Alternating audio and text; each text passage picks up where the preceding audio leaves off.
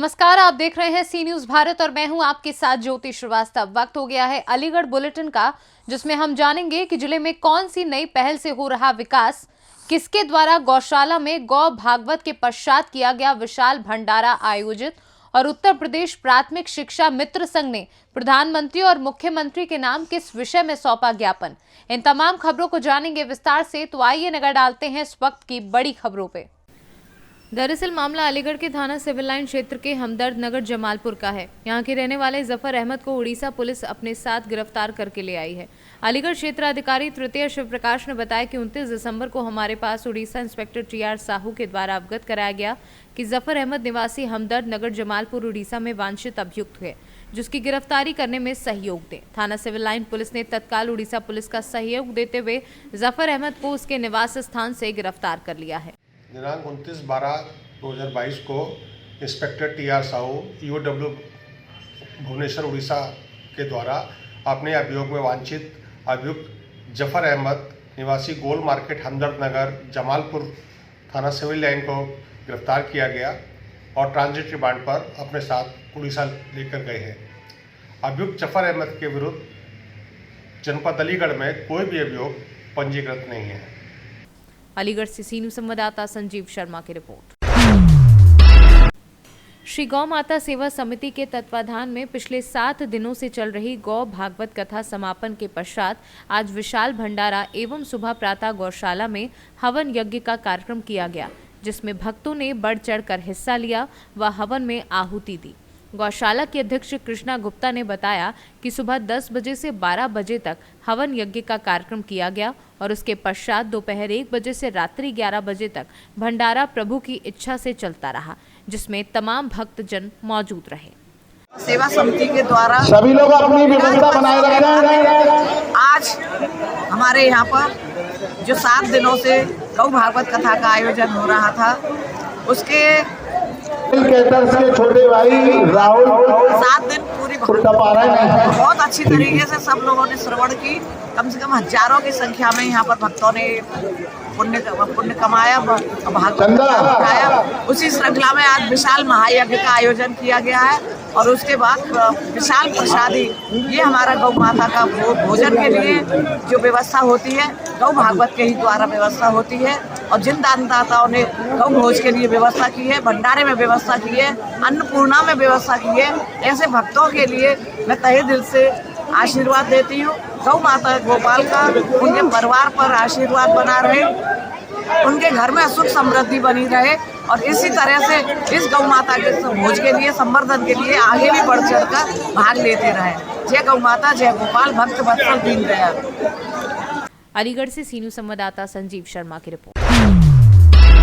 उत्तर प्रदेश के अलीगढ़ जिले की नीतू सिंह ने अंडर 19 क्रिकेट खेलकर जिले का नाम रोशन किया है।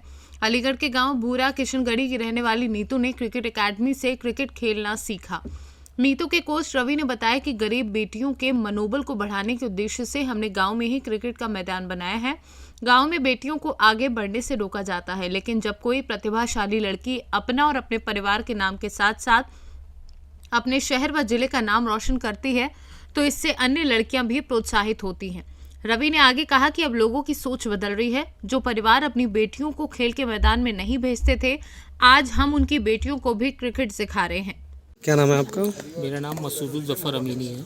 अच्छा कोच साहब, ये किस तरीके का परफॉर्मेंस इनका रहा है और किस तरीके का स्ट्रगल इन्होंने किया? क्या अलीगढ़ क्रिकेट स्कूल जब से खुली है, ये पहली लड़की है जो इस एकेडमी की है, जो यूपी से अंडर 19 खेल रही है जी, और बहुत मेहनती लड़की है। ये इसके घर वाले मतलब इसे प्रमोट नहीं करना चाहते थे, मगर हम बार बार उनसे कहते थे कि इसे भेजिए, बहुत अच्छी लड़की है ये और लड़कों में प्रैक्टिस करती है और ये आगे खेलेगी। तो इनका पहले किस तरीके का स्ट्रगल रहा था? ग्रामीण लोग क्या कहते थे? गांव वाले मना करते हैं, इसके घर वाले भी परमिशन नहीं देते थे क्रिकेट खेलने की, ये लड़कों के साथ प्रैक्टिस करेगी, मतलब बस यही था।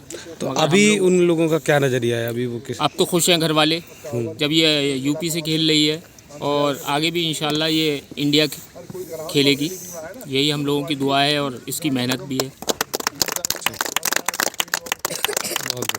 अच्छा ये बताइए, आप अभी किस में खेल के आई हैं और दूसरा किस तरीके से स्ट्रगल करके आप यहाँ तक पहुँची हैं? मैं अभी खेल के आई हूँ यूपी टीम 19 खेल के आई हूँ। तो किस तरीके का स्ट्रगल रहा, कहाँ रहती थी आप, जो कैसे? मैं पहले गांव है मेरा भूरा किशनगढ़ी, अकेडमी है मेरे अलीगढ़ क्रिकेट स्कूल। अच्छा, तो प्रैक्टिस करने का वही? प्रैक्टिस मोगा खेड़ा आती थी। तो किस जगह से आती थी, मतलब कैसे किस तरीके से आती थी? मैं आती थी बाइक से आती थी। बाइक से आती थी जो? तो गांव वाले ऑब्जेक्शन वगैरह भी उठाते थे? हाँ ऐसा कुछ? उठाते थे, ये लड़की है बिना फालतू खिलाते हैं, ये कामयाब नहीं हो पाएगी। तो कितना टाइम हो गया तुम्हें खेलते हुए? टाइम हो गया मुझे 4 साल। 4 साल हो गए खेलते हुए। हाँ, तो अभी आप किस में खेले हो? UP team under 19। तो आगे का क्या रहेगा, क्या आपके आगे अच्छे ही खेलना है, इंडिया के लिए खेलना है। सोच? कितनी एज है आपकी? मेरी है 19। अच्छा, आप कितने समय से क्रिकेट करा रहे हैं और यहाँ पे किस बच्चे ने जो किस तरीके का परफॉर्मेंस? मैं क्रिकेट तो कम से कम 10-15 साल से करा रहा हूँ। पहले अलीगढ़ स्पोर्ट्स स्टेडियम में कराता था मैं, वहाँ मैंने विकेट भी बनवाया था, क्रिकेट का माहौल भी बनाया था। लेकिन वहाँ दौड़ भी होती है, सब प्रोग्राम होते हैं, तो क्रिकेट वहाँ अच्छी नहीं हो पाई।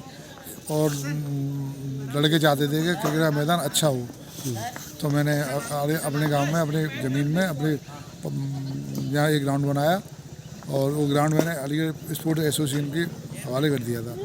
यहाँ पर बच्चे खेलने आते हैं और हम चार्ज लेते हैं, मिनिमम चार्ज लेते हैं, ज़्यादा बच्चों से चार्ज नहीं लेते। और यहाँ हॉस्टल की सुविधा भी है। और एक इस समय IPL खिलाड़ी है, यूपी से खेला है, रिंकू सिंह, वो भी, उसने भी हॉस्टल बनाया और कहा गरीब बच्चों के लिए भैया हम कम पैसे में यहाँ पर रखेंगे।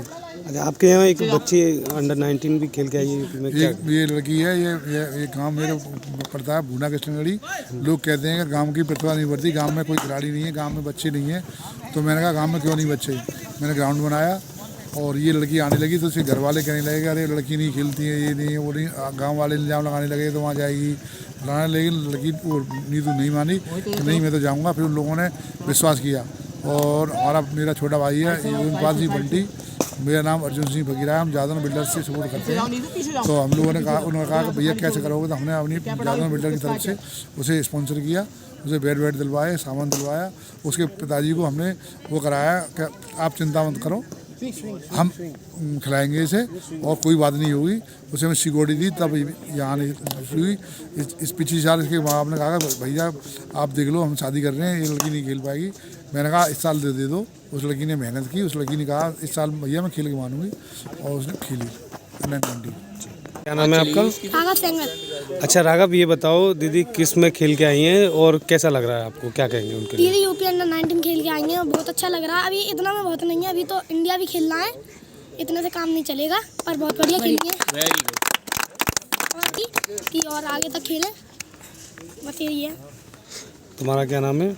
अर्शराज सिंह। अच्छा, आप क्या कहोगे जो? दीदी बहुत अच्छा खेली थी, बहुत अच्छी परफॉर्मेंस थी अंडर 19 में। हम भी चाहते हैं कि दीदी इंडिया खेले और उसमें भी रन बनाए। सागर। अच्छा मोहित, आप क्या कहोगे? दीदी अंडर 19 यूपी से खेली है, बहुत अच्छा लगता है। अलीगढ़ से सी न्यूज़ संवाददाता संजीव शर्मा की रिपोर्ट। अलीगढ़ जनपद में काफी बरसों से पढ़ा रहे उत्तर प्रदेश प्राथमिक शिक्षक मित्र संघ के पदाधिकारियों ने कलेक्ट्रेट पर आकर प्रधानमंत्री और उत्तर प्रदेश मुख्यमंत्री के नाम एक ज्ञापन सौंपा है, जिसमें बढ़ती हुई महंगाई को देखकर बरसों में मात्र 10,000 मानदेय मिल रहा है, जिससे परिवार का भरण पोषण करना भी मुश्किल हो रहा है। अब बच्चे भी बड़े हो गए हैं, उनकी पढ़ाई के लिए कहां से इंतजाम करें। इसी को लेकर सभी शिक्षकों ने एकजुट होकर प्रधानमंत्री और मुख्यमंत्री से मांग की है कि लगभग 22 वर्षों से हम स्कूलों में पढ़ा रहे हैं और हमें मानदेय के नाम पर मात्र 10,000 मिलते हैं, जिससे अब खर्चा नहीं चल पा रहा है। महंगाई चरम सीमा पर है।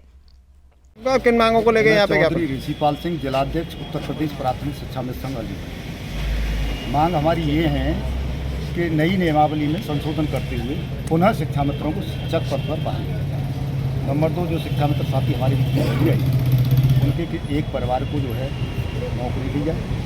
नंबर 3, जब तक हम शिक्षक नहीं बन जाते हैं तब तक हमको 62 साल की उम्र तक नौकरी और 12 महीने का वेतन दिया जाए। और नंबर 4, नई जो नियमावली है उसमें संशोधन करते हुए पुनः हमको सहायता देते हैं। किस तरह का संशोधन है? आपने ज्ञापन किसके नाम दिया है? माननीय प्रधानमंत्री एवं माननीय मुख्यमंत्री। किसको दिया ज्ञापन? ACM first Sanjay Mishra. किस तरह का संशोधन चाह रहे हैं आप इसमें? संशोधन किस तरह का चाह रहे हैं? शिक्षक नियमावली में संशोधन करते हुए। किस तरह का? किस तरह का, जैसे कि पहले हम लोगों की योग्यता में जैसे शिक्षक बनते थे तो इंटरमीडिएट थे, उसके बाद में उन्होंने स्नातक किया है, हम लोग स्नातक भी हैं, हमारे बहुत सारे लोग टेट पास क्वालिफाइड भी हैं।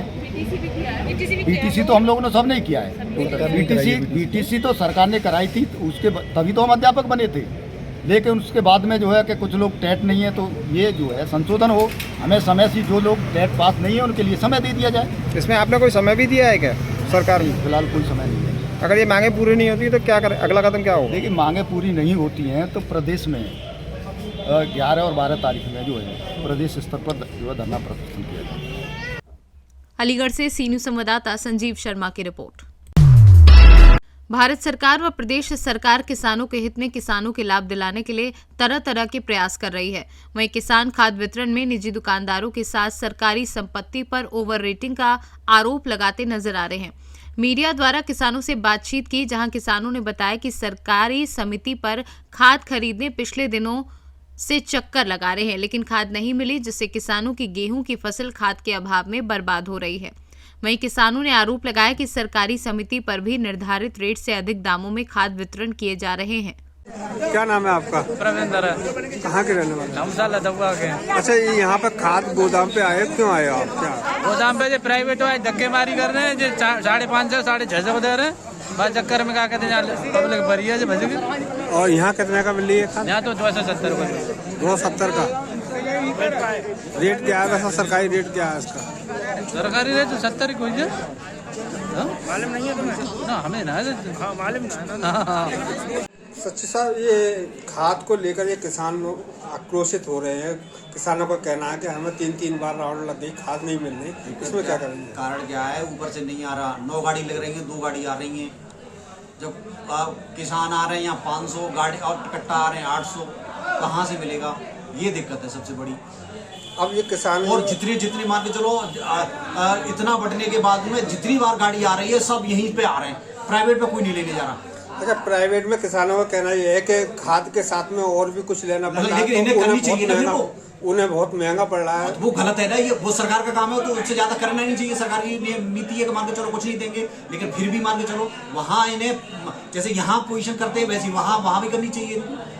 अब ये दोनों जगह डिस्ट्रीब्यूशन हो जाएंगे तो फिर कोई परेशानी नहीं आएगी, लेकिन एक ही जगह ये तो आएंगे सारे किसान तो फिर बड़ी मुश्किल है सारे लोगों को संतुष्ट करना। किसानों की फसल में इस बार खाद नहीं लगी तो उन्हें क्या नुकसान रहेगा? अरे किसान नुकसान नहीं, हम तो नैनो यूरिया ले, नैनो यूरिया कोई ले नहीं रहा, नैनो यूरिया लगा नहीं रहा, सबको यूरिया चाहिए, ये दिक्कत है। नैनो यूरिया की तो पर्याप्त मात्रा है, नैनो यूरिया लगाए नहीं लगा रहे, ये है। आपका ये जो है कौन सी जगह पे स्थापित? अकराबाद। क्या नाम है आपका? क्षेत्रीय सहकारी समिति लिमिटेड अकराबाद। नाम क्या आपका? राजेश कुमार शर्मा। क्या नाम है आपका? मेरा नाम अमर सिंह है। कहाँ के रहने वाले हैं? देवड़ी हीरा सिंह। अच्छा, यहाँ पर क्यों आए हो आप खाद गोदाम पर? और तीसरी बार है। कितना खेत है आपका? मेरे पास अगर 1500 रुपये। तो खाद नहीं मिल रही आपको? एक दानो ना मिलो, 3 बार है। क्या कह रहे हैं अधिकारी? क्या कह रहे हैं मतलब भैया लिस्ट हटकाई हमारी वो बंद कर दी है, दूसरी लिस्ट बांट रहे हैं। हमारी लिस्ट जो जमा हटकाई को बंद कर दी है, दूसरी जो बांट रहे हैं। तो आपने कुछ कहा है इनसे? क्या खूब गई है हमने। तो क्या बोल रहे हैं आपको? अब तो लिस्ट लागू तो हमारी लिस्ट खत्म कर दी है उन्होंने। तो आपको अगर खाद यहाँ से नहीं मिली तो क्या करेंगे फिर? क्या करें साहब, हम करवे या होते थे नंबर तीसरी बार है ये। खाद नहीं लगा खेतों में? ना, बिल्कुल ना लगो, एक दाना ना लगो। क्या नाम है आपका? योगेश शर्मा, चिरौली हीरा सिंह। अच्छा, यहाँ पर खाद गोदाम पे जो आप आए हो किसान लोग, तो क्या मामला है, क्यों आए? साहब तीसरी बार आए, तीसरी बार वो हर बार लिस्ट बनते हैं, हर बार रह जाते हैं, और अब की बार वो कोई सुनवाई ना है। सब पूरी तरह से टोटल सब लोग अंत कह चुके, पर आज भी खाली हाथ जा रहे हैं। तो आपके खेतों में खाद नहीं लगी तो फिर क्या करेंगे आप? कहाँ से लाएंगे खाद? कुछ नहीं साहब, बिना खाद के ही रखेंगे। फिर बाजार से नहीं मिली खाद आपको? बाजार में वो लाग लबेड़ और भी दे रहे हैं, और जो ना जरूरत वो लेना पड़े और जबरदस्ती, तो बाकी वजह से वो ना ले सके, मजबूरी है। बाजार से लेना मजबूरी है? मजबूरी है। अलीगढ़ से सी न्यूज संवाददाता संजीव शर्मा की रिपोर्ट। राजनीतिक गलियारों में ओबीसी वर्ग के आरक्षण को खत्म होने के बाद अब अलग अलग पार्टियों के द्वारा विरोध प्रदर्शन शुरू कर दिए गए हैं। वहीं आज आम आदमी पार्टी के द्वारा विरोध प्रदर्शन करते हुए मौजूदा सरकार पर जमकर तंज कसे गए और नारेबाजी की गई। आम आदमी पार्टी के जिलाध्यक्ष सतीश शर्मा व उनके कार्यकर्ताओं द्वारा कलेक्ट्रेट में ज्ञापन सौंपा गया है। स्थानीय निकाय चुनाव में उनका आरोप था कि भाजपा के द्वारा खत्म करने का कहा गया है। उनके द्वारा एक राष्ट्रपति मुहिम के नाम जिलाधिकारी के माध्यम के द्वारा पहुंचा दिया गया है। आम आदमी पार्टी के जिलाध्यक्ष सतीश चंद्र शर्मा व उनके कार्यकर्ताओं द्वारा आज कलेक्ट्रेट में एक ज्ञापन इस आशय को सौंपा गया है कि जो स्थानीय निकाय चुनाव में इनका आरोप है कि भाजपा द्वारा जो ओबीसी आरक्षण में शिथिल पैरवी की गई, जिससे माननीय उच्च न्यायालय द्वारा ये आरक्षण निरस्त किया गया है और आरक्षण दिलाए जाने के संबंध में इनके द्वारा ज्ञापन माननीय राज्यपाल महोदया को सौंपा गया है। ज्ञापन यथाशीघ्र आवश्यक कार्रवाई के लिए पहुँचाया जाएगा। आम आदमी पार्टी के द्वारा भाजपा सरकार ने उत्तर प्रदेश में निकाय चुनाव में जो ओबीसी आरक्षण को दरकिनार कर दिया था और मनमर्जी तरीके से आरक्षण की व्यवस्था कर दी थी, उसके ऊपर हाई कोर्ट उत्तर प्रदेश के द्वारा जो निर्णय लिया गया और सरकार को पीछे आना पड़ा, उसके खिलाफ ओबीसी आरक्षण को पूर्ण रूप से चरणबद्ध तरीके से दिलाने के लिए आम आदमी पार्टी ने आज राज्यपाल महोदय उत्तर प्रदेश को जिलाधिकारी महोदय के द्वारा ज्ञापन दिया है। और अगर भाजपा सरकार आरक्षण को ख़त्म करने के जो उनके विचार हैं, अगर वो सोच रही है तो वो कभी भी मंसूबे आम आदमी पार्टी पूरे नहीं करने देगी। इस तरह की आगे रणनीति रहेगी क्या? अगर ये ओबीसी आरक्षण सही से नहीं दिया गया, उन्होंने दिया, तो आम आदमी पार्टी चरणबद्ध तरीके से बड़ा आंदोलन करेगी। इसके लिए अब हमें कोई समय की आवश्यकता नहीं है। जैसे माननीय मुख्यमंत्री केजरीवाल जी से जैसे जैसे आदेश मिलते जाएंगे, वैसे वैसे कार्रवाई आगे बढ़ती जाएगी। हड़ताल पर भी बैठेंगे? ये तो बहुत छोटी बात है, आपको तो पता है मीडिया बंधुओं को। भूख हड़ताल तो ये पार्टी का जन्मी आंदोलन से हुआ है, तो ये हड़ताल वगैरह तो हमारे लिए वो खेल है। अलीगढ़ से सी न्यूज़ संवाददाता संजीव शर्मा की रिपोर्ट। अलीगढ़ बुलेटिन में फिलहाल के लिए इतना ही। देश और दुनिया की बाकी खबरों के लिए आप देखते रहिए सी न्यूज़ भारत।